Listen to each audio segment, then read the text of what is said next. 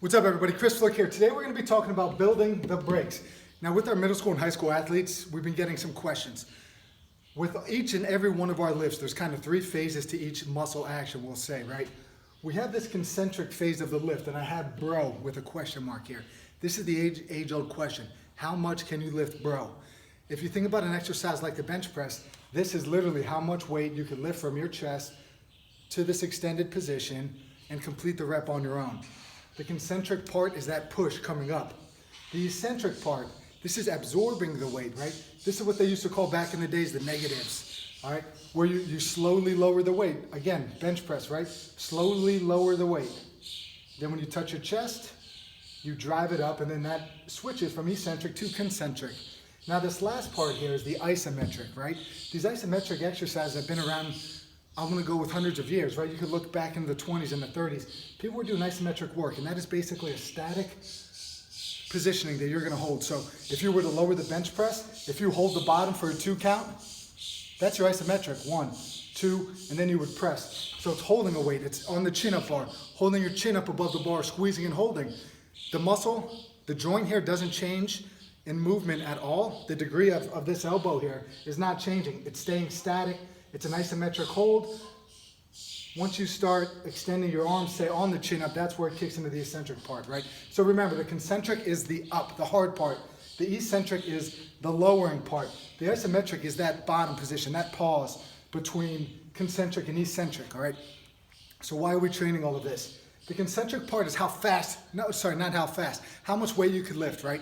Sometimes it might take us 8 seconds to complete the rep, right? That slow grind lift.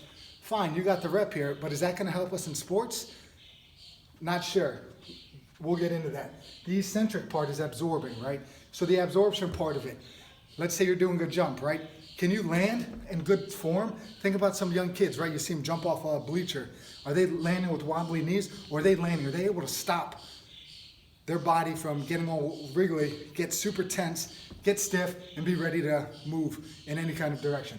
Can they absorb their body weight? Can they absorb the barbell? Can they absorb anything? If they're making a lateral cut in sports, they're taking a jab step, they have to be able to absorb so that they can re-accelerate in another direction. Then the isometric is literally that point on that lateral cut I was just talking about, that point between absorbing and expressing, moving in that direction. Now if we look at this, this is a awful drawing of a graph here. Let's say this is our eccentric, this is our concentric part here. This V is very wide. This V is much more narrow. When we're training athletes, when we're training kids, this is going to be what we're looking for, that tight V. That ability to decelerate and then accelerate in the fastest amount of time.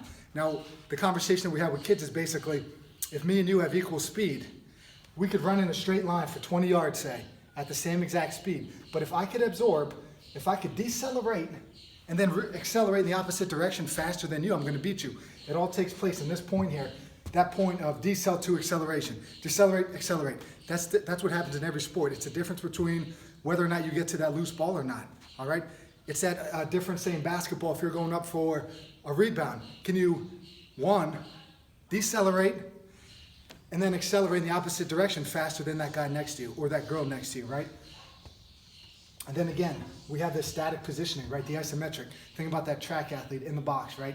Just static, hold, hold, hold, boom, getting shot out of a cannon. So when we're training the muscle action with middle school and high school athletes, we have 3 ways we're doing it. Let's just say we're looking at the bench press and the front squat. Why are we using the bench press? It is the one way that we could overload the body with as much weight as possible, just to get people totally stronger. Our goal with it, not to have that powerlifting approach where it takes 8 seconds to complete the rep. We want that speed approach. So if we're doing the concentric, right? Let's just say we're doing heavy reps. 1 day a week, we're going heavy. The other day, we're working tempo. So with the eccentric portion, slowly lower, and then it's gonna be your intent when you transition to concentric to push that bar as fast as you can. Slowly lower to 6 seconds. 6 seconds, touch your chest, and then boom, drive it up as fast as you can. The bar might not move fast, but it's gotta be your intent to move it fast. The isometric, we're lowering, we're holding, we're hovering the bar right above our chest. 1, 2, 3, press. It's your intent to move it as fast as you can. With an exercise like a squat, we're using the front squat right now. Concentric, how much weight can you front squat? How much can you lift, bro? That's it. That's what we're asking. The eccentric, we're in here. We're at about 80 to 85% of whatever your bro max is, right? You're gonna lower all the way down, 6 seconds, all right? Once you hit that bottom, get up as fast as you can. Move that bar as fast as you can. The isometric, man, we're sitting in the bottom of that squat. But down below the knees, ideally, at least even with the knees or below, we're getting deep, we're working our mobility, our flexibility while we hang out in that deep squat. 1, 2, 3, up. Drive that bar up as fast as you can.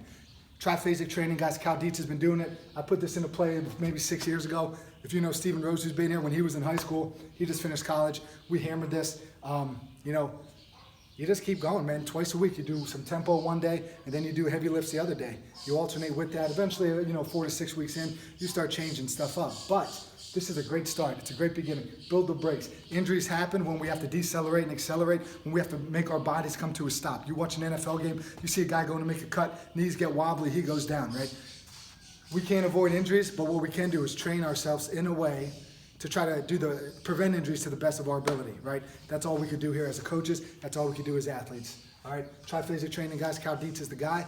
Tons of manuals online. If you're a high school coach, he's got a high school coaching manual with everything in here. Your mind might be blown. He gets very sciencey, too much for my brain, man. I can't comprehend everything he's talking about, but it gives you a good point to start, right? Try to understand it. He has lectures. He has all this stuff out here. It's a great tool, I think, and it can be implemented with anybody. If you know how to teach a bench, if you know how to teach a squat, you can handle triphasic training, guys. Hope you like this. Peace, everybody.